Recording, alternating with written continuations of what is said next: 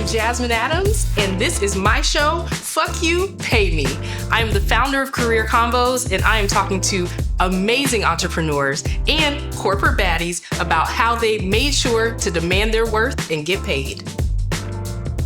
Hey guys, my name is Cassidy Jones, and I am the founder of LOL Burger Bar, and I am here with my good friend Jasmine, and we are talking about money. Fuck you, pay me, right? I'm Jasmine Adams, and I am sitting here with Cassidy Jones, founder of LOL Burger Bar. Thank you for being with us, Cassidy. Hey, I'm happy and excited to be here. Thank you for inviting me. Of course. And we are here to talk about money, how to get it, how to make sure you are getting your worth, and how to never compromise again. So I'm going to just start off with asking Cassidy about her entrepreneurial journey, because between now and high school, which I hate to say was almost 20 years ago, don't count the clocks. No. She has had over 10 businesses. So tell us, what even got you into entrepreneurship? Honestly, I've just always been just a hustler. It was just in me. You know how some people say I was born with it? I was born with it. But at the time, I didn't know that it was entrepreneurship. I didn't know that that's what I wanted to do. I just knew of different ways to make money. When I look at my family, the only one that kind of really comes to mind is my grandfather. Okay. Like, I tell my mom, she's like, oh, you just like your granddad. He always had something going on. He was selling this, selling that. So I had to get it from him. I love that. That's an amazing story to know that it's in your blood, in your family, right? That's how you roll. So tell me, within the multiple businesses that you've run, what are some, I would say, good money decisions you feel like you've made? Good money decisions. Honestly, I would say real estate. Okay. I graduated college, moved home, and I wanted to get my own place. So I started out like everybody does, get an apartment, and I stayed there with probably like a year, and then they wanted to go up on the rent. And I'm like, oh no, we're not gonna do this. So I was like, okay. So I started, looking for places to buy because I wanted to buy a home. So I found a house. It was actually a foreclosure. So I think I got it for maybe 80 or 90,000. Okay. All right. I stayed there for a couple of years, and when I sold it, I found out about this thing called equity, which I didn't know about equity. I was like, wait a minute now, you mean I'm going to get this much money? Okay. So that was probably my best good money decision. And within that money decision, you just explained to us a negotiation tactic that you didn't even realize, right? There's regular houses on the market that are ready to move into, and then there's foreclosures. So you went and found that discount and then leveled up from it. Yeah. So that is amazing, kind of first step that what you're talking about with good money habits. Now tell me, is there a bad money decision you feel like you've made that if you could go back and do it over again or do it differently, what would that be? For me, my bad money decision, a lot of times, we make bad decisions when we're kind of in a rut or we're kind of backed up in a corner. Yes. So for me, with one of my businesses, I needed funding, I needed capital. And as, entrepreneurs, it's so hard to, find funding. That's really one of the biggest, issues that, business owners have. So I, was going to the bank. They were, like, no, you haven't been in business long enough. I had great credit. They were like, well, we can give you a personal loan, but, you got to put up a collateral. I'm like, I don't want to put my house up for, I got great credit. Right. Give me this money. Like, what is the issue? Fuck you.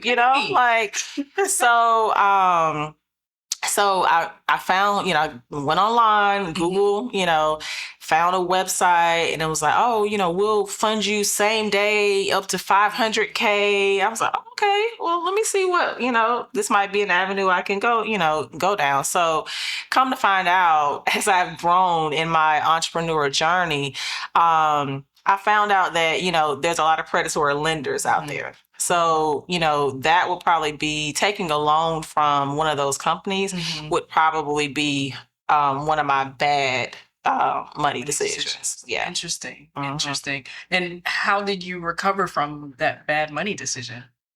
Girl, I'm still recovering. Yes. Because, the interest rate was so high, that business is no longer. So now, because the business went out, I had to sign as a personal guarantor. So now, it's in my personal credit now. Gotcha. So it's like, okay, well, if you don't, pay on your business, now you gotta, we're gonna put it on your personal credit report. Right. Because a lot of people don't know, but business credit doesn't report on your personal credit until you don't pay it. Right. So now, my credit went to shit, and, I just had to rebuild. Right. The thing about credit, it fluctuates. It's up and down. Like people, get in a rut like, oh my God, my credit, just pay your stuff and you'll get it back. Like, it's not like you're going to stay in the 500s forever. Like, you can get back to that 700-800 score. You just got to put some work into it. It takes time. But you can get back to it. So I just had to rebuild. No, thank you for sharing that lesson that you learned in that hard journey. And that brings me to ask you, tell me about your relationship with money and how it has evolved, because you've clearly made good money decisions. You've had missteps. So how is your relationship with money? How did it start and how has it evolved? My relationship with money is unfaithful.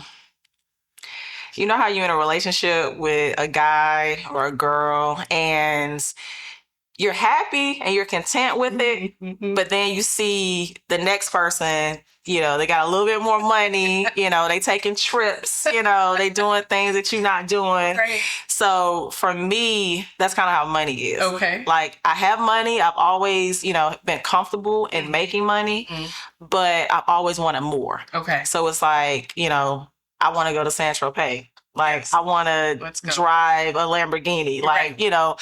I'm never content with where I am. Okay. Some people will say that that's a good thing because you're not comfortable. And a lot of times to grow and be successful, you have to be uncomfortable. So for me, my relationship with money is I just always want more. Yes. So yes. Well, wanting more is never a bad thing. We understand that. And that's what leads to the steps to keep growing, your business, the steps to keep expanding. And talk to me about the courage to, we're at LLL Burger Bar now, but this is like, people like to look at where you have arrived and not look at the past. So tell us a little bit about what gave you the courage to get this business. What experience did you have before LOL Burger Bar to let you know that you could do this successfully? So for me, I've always been an entrepreneur. I've always been the person to try different businesses, right? But jumping into the restaurant space was something new to me. And people say it's risky and very risky. It's one of the most riskiest businesses that you can, be in. But for me, I feel like you have to do what you're passionate about, right? So my passion, I'm already going out every other weekend. I don't really cook at home. Well, now I do, but back then I didn't really cook at home. I wanted to be out. I wanted, to try other people's food. I wanted other people to clean up after me after I finish eating. I don't want to clean the dishes, So, so I had that passion. I already go out. I already want to go out. But most people start restaurants because they want that sense of I'm impressing someone or I'm closing clients. So I was like, okay, I had just sold my home. I had that equity that we were talking about. Money. Had a little change. So, so it's okay. I got a little money. Let me see what I can do to invest it to make more money. So an opportunity came. There was a Black-owned hookah lounge / restaurant. By the name of Crew. I know, pretty sure you guys have heard of it. Shout out to Crew.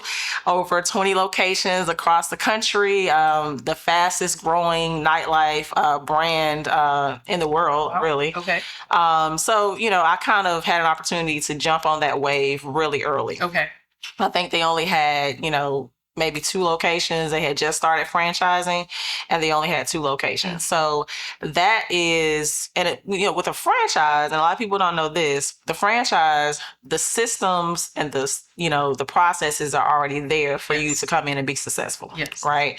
So I was like, okay, I don't have any experience owning a restaurant, but I always wanted to own a restaurant. Yes. So why not own a franchise, right? So so I got into Crew. I bought into Crew. I did that successfully for 3 years.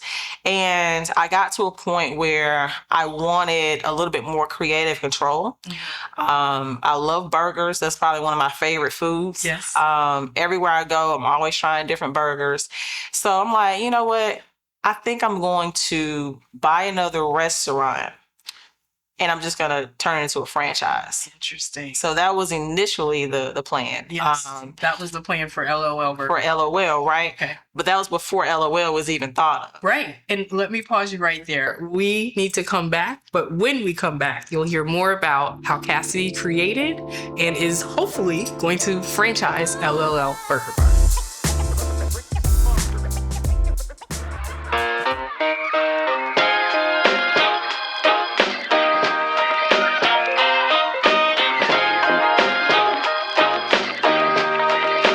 Hi, my name is Cassidy Jones, and I am the founder of LOL Burger Bar. So I was inspired to create LOL Burger Bar after being a owner of a franchise for 3 years. I wanted to create my own concept that was fun, that was creative, something that was social media driven, and what better way to do that than burgers? Stay tuned. When we come back, we're going to talk about how Cassidy transitioned out of Crew Lounge and created her own restaurant, LOL Burger Bar. Are you asking why I created this series called Fuck You, Pay Me? It's because there's a gap in the market around negotiation. Women and minorities are not demanding their worth. I am here to teach you how to do that. My team is dedicated and passionate about making a series to help you level up, no fluff, no frills, and just talk about how to get paid. There are plenty opportunities for you to share your story about building wealth. Please contact Career Convos and we would love to connect with you. And we're back. Cassidy Jones is now going to tell us how she transitioned out of Crew Lounge, a franchise, and opened up her own restaurant, LOL Burger Bar. So Cassidy, what I really want to know is franchises have operations, processes, procedures in order to help someone be successful in an area that they may not have experience. Why leave that and open up your own brand? So it takes a certain type of person to be a franchisee. And typically, the profile of that person is they follow the rule books in life, right? So my husband would be a perfect franchise, franchise owner because he's an attorney. So he follows the law. He stops at every stop sign. He does not speed. So he would be perfect for it. So if you're like step 1, step 2, step 3, you're perfect for franchising. Me, on the other hand, I may run a light or two. I may roll through the stop sign. I may kind of, veer off the beaten path, right? But so for me, I wanted a little bit more creative control. And the brand and just, I enjoy building things from scratch. So I really want to know, with Crew Lounge, you did that business for 3 years. You put your blood, sweat, and tears into it. Were there opportunities while you owned that business to say, fuck you, pay me? Yeah, I think the biggest opportunity to say, fuck you, pay me was when I sold it. Okay. Because I felt like as an owner, as a franchisee for a company who, we were, at that time, we only had 3 locations. So I took the location, which is the smallest location in the Atlanta market, and really built it into something special, right? So all of the late nights, all of the, stress, because when you own a nightclub or a restaurant on Edgewood, it's going to be stress levels because you're dealing with college kids, you're dealing with a bunch of drunk people walking up and down the street. So it's stressful. Coming home, and then Edgewood is a very dangerous, area. So, you had gunshots, outside, people, fighting. So it was very stressful, right? So I felt like for me, we actually, our revenues generated, we were like the top location in the Atlanta market and being the smallest location. Wow. So I felt like our revenues spoke for itself to be able to push out that type of volume in such a small, space. I feel like, yeah, I need to be paid and compensated. If Okay. you want to take this spot, take this prime location, because Edgewood is a prime location when you want something for nightlife. So the rent was super cheap. And, now on Edgewood, you're not going to find, most rent on Edgewood, 10,000, and up, right? So I'm like, yeah, fuck you, baby. Yes. Yeah. Okay. So, I love that. Thank you. And then tell me, then for LOL Burger Bar, you transitioned from Crew Lounge. You said, fuck you, pay me. I'm selling this business. This is what I want. Now, when buying this business, what was that fuck you, pay me experience like? So if I have an idea, I want to be that person who, has the idea and then actually brings it to, reality. Okay. So that led to my inspiration to really start LOL. And so my idea was to buy a restaurant that was already existing. Okay. And then franchise it. So my broker called me. It's like, hey, Cass. Pause.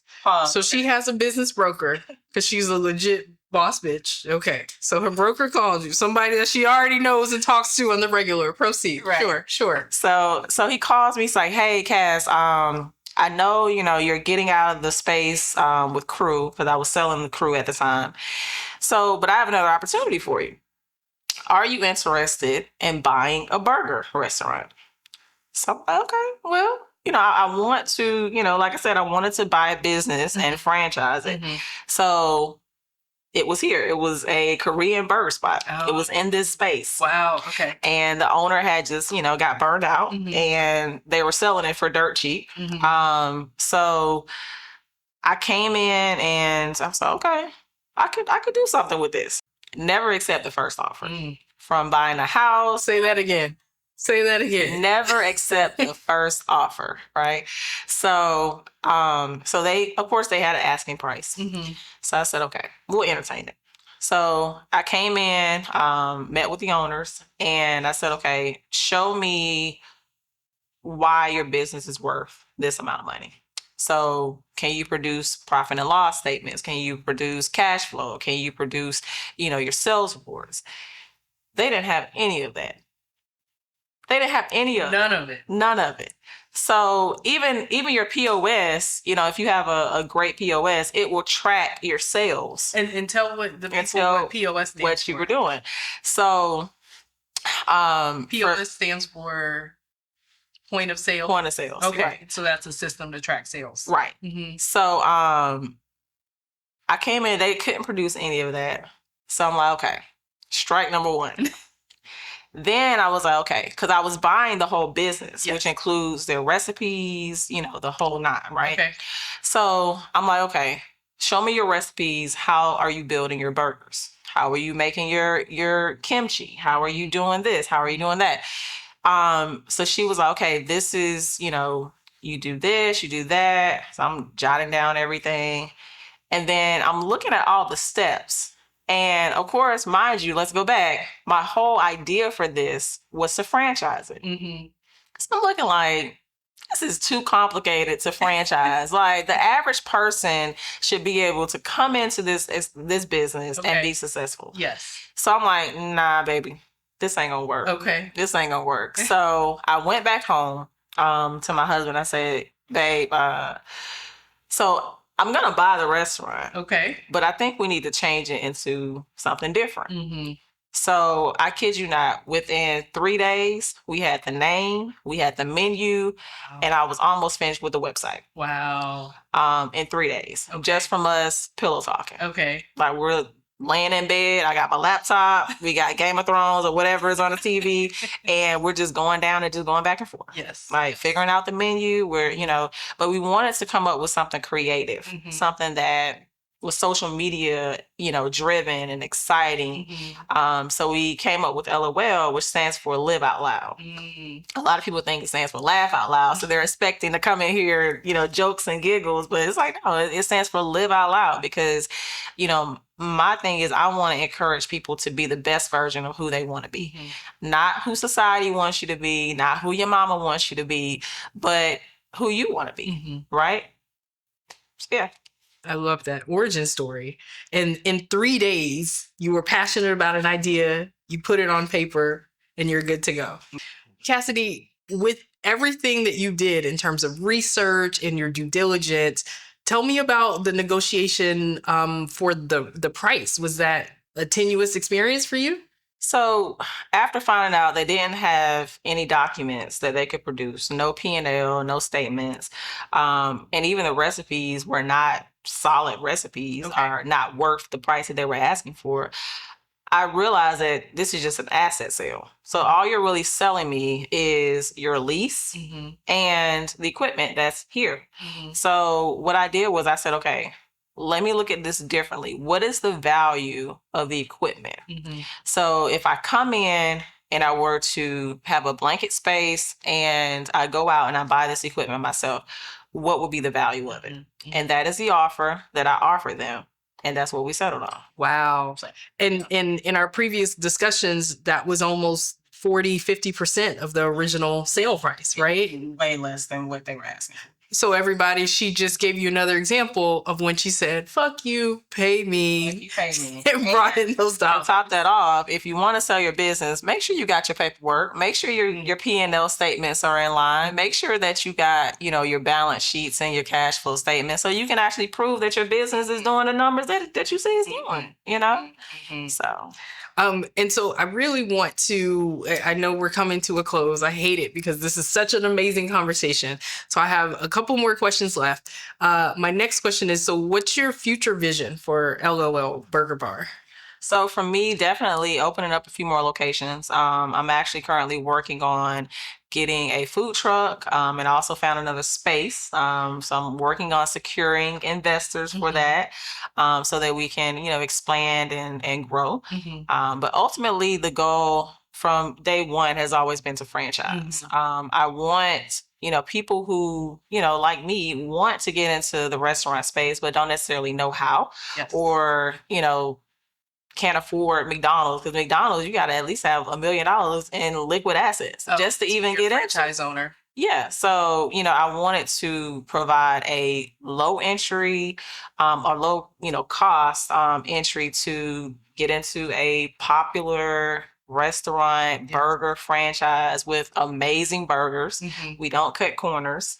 This is your gourmet burger restaurant, right? It's not going to be smash burgers. We not, getting frozen patties and then we warming them up. No, this is going to be high quality. We're pressing the meat, pressing the patties daily, and it's a quality burger. So, yeah. And what I love that you just said was, and I want to talk to the people out there, is that you were trying to create a pathway, franchise ownership for other people out there, right? So Cassidy is talking about building wealth day in and day out. And that's what I love about your story. So I think my final question is, what advice do you have for, other folks out there, whether they've been an entrepreneur for a really long time or just starting out? I know you and I were talking about, yesterday's price is not today's price, or my price is my price. But tell me your philosophy around sticking to your guns and, essentially saying, fuck you, pay me as a business owner. So for me, my advice would be stay true to who you are. If you've been in your business for a long time, you can tend to get burned out, right?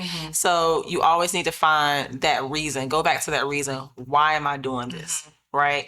And if you can't find that reason, why am I doing this, then maybe you shouldn't be doing it because that's what keeps you going. A lot of people think, oh, entrepreneurship, it's glitz and glamours. I'm going to be driving Maseratis and it's not really like that. It's not. It is probably the hardest industry to be in. Entrepreneur, because some days I don't know if I'm going or if I'm coming, to be honest with you. You know what I'm saying? So, but it's the passion and the drive and my vision that keeps me going. So I would say to anyone who wants to be an entrepreneur or who's already an entrepreneur, you got to have something that's driving you, something that you're passionate about, something that keeps you going, a reason. What is your why? Right. And when it comes to, money, fuck you pay me. Like, know your worth. Don't try to discount your prices because the next person say, oh, this is too expensive. I had this one guy, and I probably shouldn't say this on camera, but I had this one guy, he came in here and he said, the burgers were good, but it was just too pricey for what it was. Let me tell you something. So I really got offended when he said that. And, a lot of times you shouldn't get offended when people can leave reviews, right? And I normally don't, but for that one, I got offended because I would say every quarter, we do a price analysis, right? So we compare, other restaurants who are serving, similar burgers, whether it's a franchise or whether it's a mom and pop. And we are still the cheapest compared to the quality, because we don't cut corners. Our burgers are fresh. Everything is cooked to order. So I actually just posted a video that I went to Five Guys website and I built one of our burgers on Five Guys website, and we still came out cheaper than Five Guys. Right. So, and the quality is better. So, yeah. And let me just double down on one of the things that you just said. So as an entrepreneur, there's oftentimes the ask for the family and friend discount. And so tell me, in the course of your entrepreneurship journey, at what stage did you finally learn the price is the price? What's the experience that helped you put that foot in the sand to say, no, fuck you, pay me, the price is the price? Right. I think really, LOL, actually. Okay. I think LOL Burger, because when you have a concept that it's already a tight margin, because when you own a restaurant that doesn't serve liquor, because liquor has a very high profit margin. Okay. But when you're serving strictly food, it's very, you only got a little bit of wiggle room. Okay. So if you got family and friends, especially if you got a big family, they're coming in, hey, can I get a discount? You're not gonna make no money. So I had to really just kind of buckle down. I'm like, guys, it's $15. It comes with French fries. If you go to another restaurant, you're paying $20 and $30 for your meal, and you're not asking for a discount. Why you want to ask for a discount for me? So I really had to just step back and look at that scenario and just take it for what it is, and just start telling people no. Yes. Like, now, if it's a situation where I'm doing you, I'm like, hey, I appreciate you. I'm gonna comp your meal today. That's different. But for family and friends to come in and just be like, hey, what's the discount just because it's a discount? Right. No. Right. I love y'all though. I really do. Hey, it's what we're worth. Well, I will wrap on that note to say this was an amazing conversation. Thank you so much for taking us through your journey. A lot of people, again, see where you are right now and say, she bought a restaurant, she's successful, but they don't understand you've had almost 10 different businesses. You've had a long journey. You learned a lot, failed businesses. So thank you for sharing your story of when you said, fuck you, pay me.